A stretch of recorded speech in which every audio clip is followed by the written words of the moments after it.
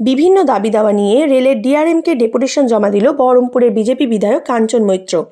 বৃহস্পতিবার দুপুরে Baharampur court railway স্টেশনে বহরমপুরের বিজেপি বিধায়ক কাঞ্চন মৈত্র তার দলীয় কর্মীদের নিয়ে উপস্থিত হন।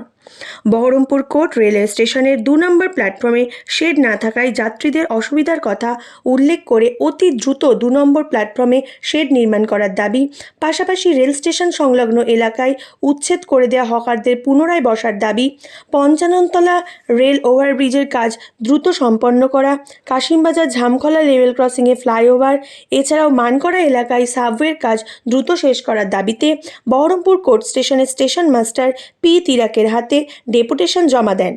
যাতে সেটি রেলওয়ে ডিভিশনাল ম্যানেজারের কাছে দ্রুত পৌঁছে দেওয়া হয়।